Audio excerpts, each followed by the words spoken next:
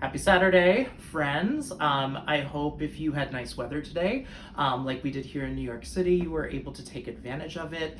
Kent and I took a nice socially distanced walk with our masks and with some of our friends, and it was beautiful, and it's spring. Who knew? We had no idea because we haven't been out of the apartment in ages. But because it's nicer weather, it's a little bit warm, I'm going to make something that doesn't require much cooking. We like that, and can be served straight out of the fridge. We also like that.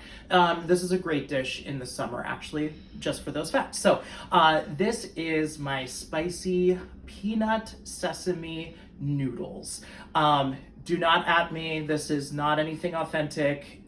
This is not any Asian culture specifically. This is just like a blend of flavors borrowing from everybody that I happen to like. So this is the way I do this. All right, so we have our blender. This is all, the sauce is just made right in the blender. No cooking, nothing, super easy. I already have in here a really generous cup of creamy, natural style peanut butter. I already put it in there because you don't need to see me struggling with a spatula trying to get this sticky peanut butter out.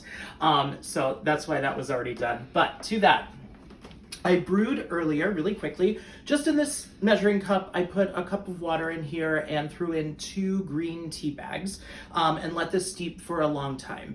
And what you want is eventually 3/4 of a cup of very strongly brewed green tea. If you want decaf, that works in this as well. But anyway,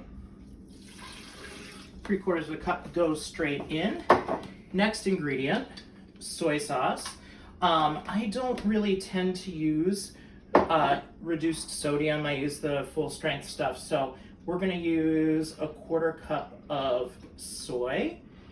And then we're also going to use a 1/4 cup of rice vinegar. And this is the unseasoned kind. So I'm just going to throw this in the same measuring cup here to come up to about 1/2 cup when all is said and done. Okay. That is that. This goes straight into the blender with everything else. I believe we're done with our friend the measuring cup. Next, we have 3 tablespoons of light brown sugar. Right into the party. Next is going to be the oils. Left my tablespoon over here. All right, we're going to use vegetable or canola oil or some sort of flavorless clear oil. 3 tablespoons of this. So I'm going to measure this out really quickly. Throw it in here. And then after this, we are going to do 1 tablespoon of toasted sesame oil. This is the sesame part of our noodles. All right. Wonderful, we're getting there. Now, we just want a little bit more salt than what the soy sauce gives. So just a 1/4 teaspoon of kosher salt is going to go in. And then I previously have 2 cloves of garlic, just peeled and roughly chopped into bits just to help the blender along. I have, this is fresh ginger, peeled, maybe about like 1 inches of it or so, like, I don't know, one of the fingers of it, but this is fine. I love ginger. So these measurements do not need to be exact.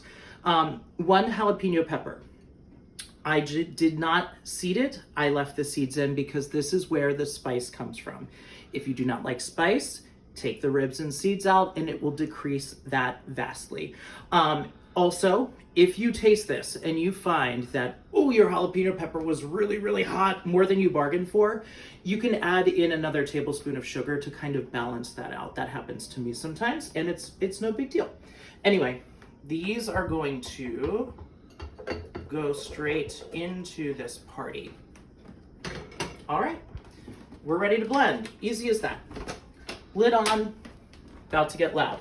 Now, we want this absolutely smooth, completely pureed and pulverized. So I'm gonna I'll start on 1. Just to get this going. I'm gonna break it up to 3.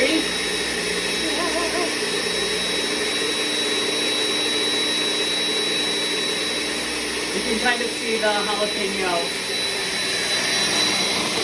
working in there what you want. Just to kind of not really see that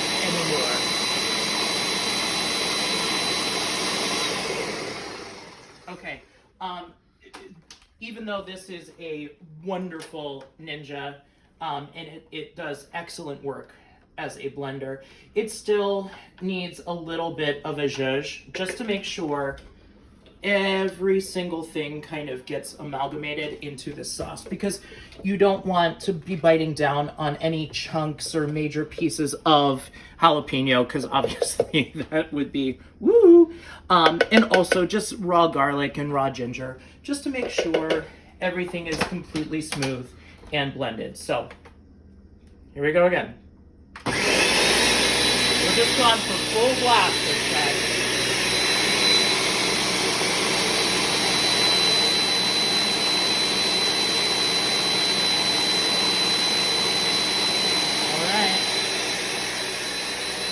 Pretty good.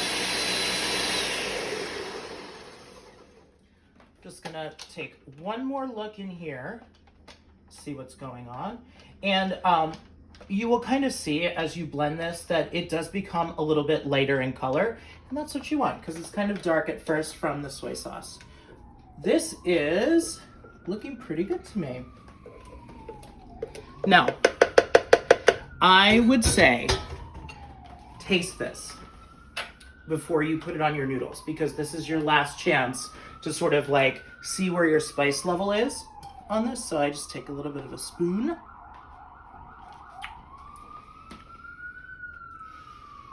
Oh yeah, that's pretty perfect. Thank you, Siren out there.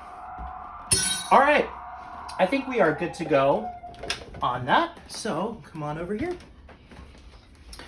All right, previously, I have boiled my noodles, which are in this case whole wheat spaghetti, 1 pound, 1 package. Of that, I boiled it in salted water, drained it, rinsed it under cold water, and then tossed it all in 2 teaspoons of the sesame oil. And then that can sit while you're doing other things or making other things, because the oil will ensure that this will not stick together. But anyway, to the party, we're going to add cucumber. So this is 1 English cucumber. I did not peel it. However, I did cut it in half lengthwise and scoop out the seeds in the middle, and then cut it into little half moons. And the reason why you want to get rid of the seeds is because they tend to be really watery.